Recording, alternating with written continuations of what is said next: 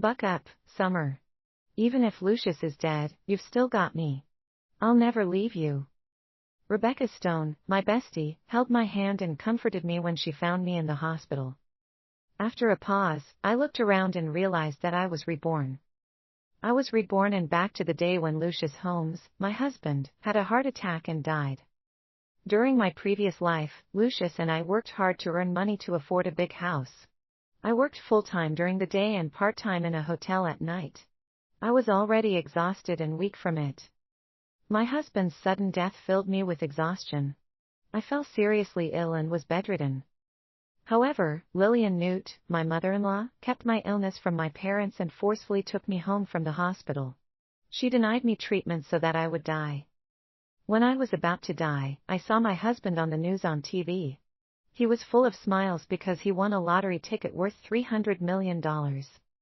Rebecca was standing beside him. I stopped thinking about the past and watched Rebecca's fake concern. Then, I sneered. Presumably, she had learned about Lucius winning the lottery. They plotted to fake his death and get away with the money as a couple. Cheer up, Summer. You're already weak. I can't watch anything happen to you because of Lucius's passing. I gently broke out of Rebecca's disgusting grip and said calmly, "Where is Lucius's body? I want to see him." Rebecca was stunned, as if she did not expect such calmness from me. "He's in the morgue." I took the elevator to the morgue in the second sub-basement of the hospital. The doctor dragged Lucius's body out of a mortuary cabinet. Rebecca tried to stop me before I lifted the layer of white cloth over him. She claimed that I might not be able to take it. But I pushed her away and lifted the cloth. He looked at peace as he lay there quietly with his eyes closed. He was unresponsive regardless of how I shook or hit him. He must have used some tricks to do so. I took out my phone to call a funeral home. "Hello, my husband is dead. I want to send his body over for cremation right away." Rebecca panicked when she heard that. She hurriedly snatched my phone away. "No. Isn't it too early for that?" I glanced at her indifferently. "He's already dead. I don't think he should take up space here. Besides, it's heartbreaking for us to see him like this. We'd better cremate him and let him rest in peace." But his mother has yet to say goodbye to him. Anxiety gripped Rebecca for fear that I would send Lucius to the crematorium. I smiled. My mother-in-law is weak.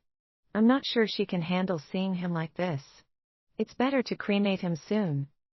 Rebecca hurriedly ran outside to call Lillian, since she could not dissuade me.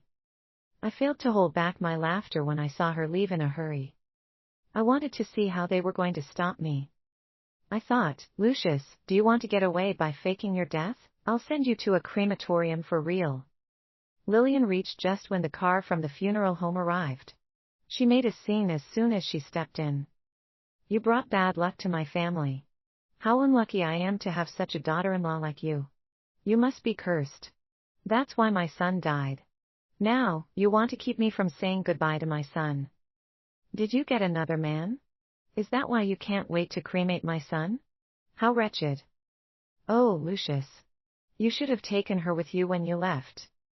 I watched Lillian make a scene and fall to the ground with cold indifference. She was wearing a mink coat. Her loud and sharp voice attracted a lot of onlookers. They condemned me. How could she be so heartless? She doesn't look sad but flirty. I'm sure she hooks up with a lot of men. No woman would dress up this well when their husband just died. I ignored those words. However, Rebecca hurriedly walked over to help Lillian up. She gently comforted Lillian and said, "Mrs. Holmes, please get up. I'm afraid you'll catch a cold if you stay on the ground on such a cold day." Lillian got up and yelled at me. "Get lost, Summer Lloyd. You're not my daughter-in-law. You don't have to manage my son's funeral either." I snorted and said, "Lillian, I was worried that you couldn't handle it if I told you about this. I wanted the best for you. But it seems like I was overthinking. You accepted it well enough. Your son is dead, but you don't even look at him. All you did right after you arrived was fall on the ground and yell at me. People might assume that Lucius isn't dead, after all." Both Lillian and Rebecca looked guilty. Lillian refused to admit it. I got anxious because you wanted to cremate my son. I'm going to see him now. I glanced at the hearse nearby that was used to deliver the bodies. Go ahead. He's in there. Lillian glanced at the hearse and got mad again. Her eyes widened, and she yelled again, Summer, are you out of your mind? That hearse is full of bad luck. It's used to deliver dead people. How could you let them carry my son onto the hearse? It'll affect his luck. How dare you? My son was so nice to you for nothing. I widened my eyes innocently and feigned confusion as I looked at Lillian. What are you talking about, Lillian? Isn't the hearse used to carry and deliver dead people? Lucius is dead. Why do you bring up his luck? Consequently, Lillian was tongue-tied and gloomy. She glared at me because she did not expect me to argue. She was struck dumb. Rebecca immediately chimed in, Don't blame her, Summer. She tried to stop you from sending Lucius for cremation because of a tradition of her hometown. When people pass away, their bodies are to be placed in the home for 3 days before they're cremated. If not, their spirits will be burned too since they haven't left their bodies. Lillian hurriedly nodded when she heard that. Yeah, that's right. Tell them to carry my son out of the hearse. You aren't as knowledgeable as Rebecca. Of course, I was fearless.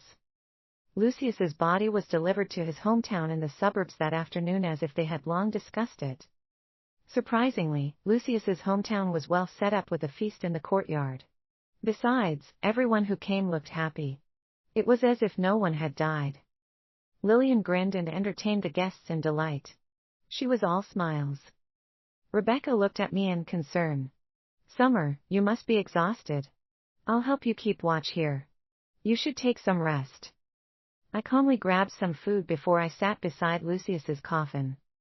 That's unnecessary. He wasn't your husband. Why would you keep watch here? Rebecca felt awkward. I waved at her. I just need to keep watch for 3 days. I won't let anyone touch my husband. He's already dead. This is the least I can do for him. I'm going to fight anyone who tries to stop me. Rebecca glared at me. Helpless, she ran to Lillian to discuss it with the latter. Before long, I saw Lillian walk over with a cup of tea. She was full of smiles. Summer, I was wrong about you. You must be exhausted. Have some tea. I knew this was their trick. They must have added a sleeping pill into the tea to make me fall asleep before they could continue with their scheme. I waved and looked meek. That's unnecessary, Lillian. You should go to bed. Take good care of yourself, so I don't have to worry about you too. I'll keep watch here. Lucius was the love of my life. I can't let anyone take my place. Lillian's face sank. She blurted out, No, I can't watch you starve like this. I knew that she was referring to Lucius. If not, I might have assumed that she was a good mother-in-law. You don't have to worry about me, Lillian. I'll grab a bite if I'm hungry. Lillian gritted her teeth and nearly yelled at me again. Have some tea if you don't want to eat. It's the dead of winter. You've got to eat something. It seemed like she wanted to force me to drink the tea. Hence, I accepted the cup and pretended to drink it. Lillian walked away in satisfaction when she saw that. I pretended to doze off beside the coffin that day. I heard footsteps after a while. My son didn't get to eat all day because of this madwoman. I'm so angry. Lillian pointed at me and said. After that, Rebecca said nervously, Mrs. Holmes, hurry and let Lucius eat something. He must be starving. I heard her pat Lucius' face. It's me, Lucius. Are you awake? Lucius spoke up instantly. Yes, I am.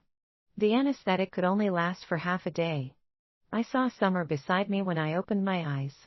I was scared out of my wits. How come she's doing fine? She loves me so much. She should have cried herself to death when she saw me dead.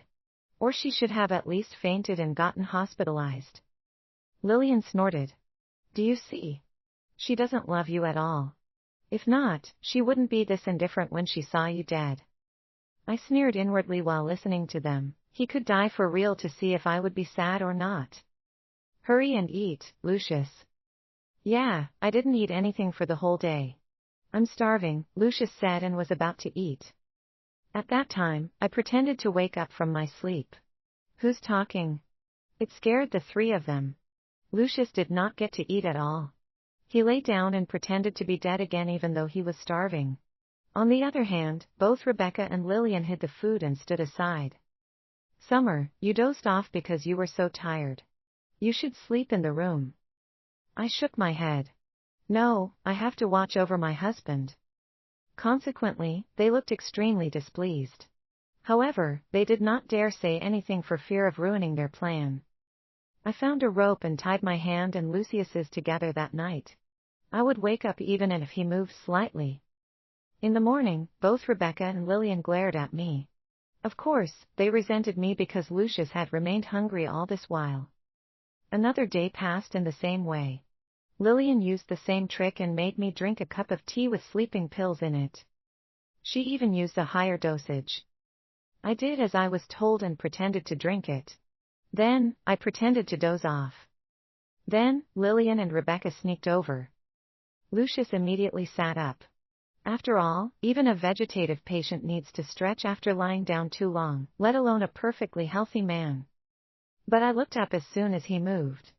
Bewildered, I stared at him. Aren't you supposed to be dead, hubby? How are you sitting up?